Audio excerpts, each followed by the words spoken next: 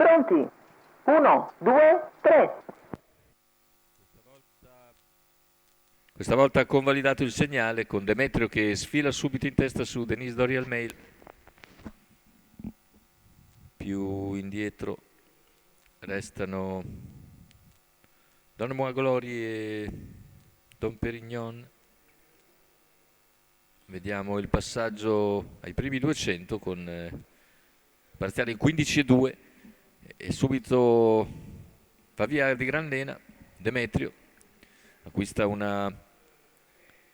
una ventina di metri di margine su Denise Dorial Mail, terza posizione per Don Perignon, mentre all'esterno Duck Jet cerca di farsi luce. Partito peggio Dunga, che è ancora un po' discosto dalla coda del gruppo, 600 intanto in 45-4.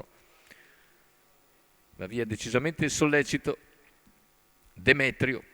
Denise Dorial Mail si mantiene a distanza, anche se ora ha recuperato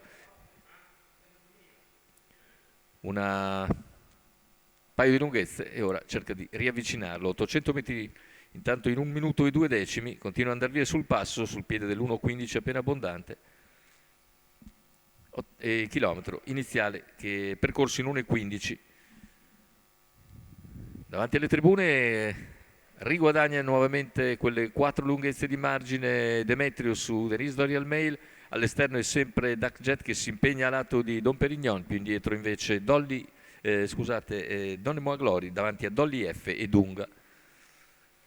Situazione che non cambia, il battistrada non permette di essere avvicinato a 600 dal palo, ha sempre quelle 4 lunghezze di margine su Denise Dorial Mail. La terza posizione per Don Perignon. Vediamo intanto il calo di Duck Jet quando siamo a 400 dall'arrivo. Nuovamente un parziale svelto in 14,4. All'esterno ha spostato Don Perignon che va su Denise Dorial Mail. Intanto Demetrio continua a far corsa per proprio conto e in bocca alla retta d'arrivo con 3 lunghezze abbondanti di margine. Finale con Demetrio che allunga ancora. Demetrio nelle battute conclusive viene a vincere nettamente. Per il secondo posto invece il numero 4 Don Perignon che riesce a pizzicare a fil di palo Denise Dorial Mail. 1.14.5 con 29.3 a chiudere dopo 29 di penultimo quarto, 58.3 l'ultimo giro. E prestazione davvero molto molto interessante questa di Demetrio, che era comunque il nettissimo favorito. In sediolo Andrea Farolfi per conto di Mauro Baroncini della scuderia 30 e 40.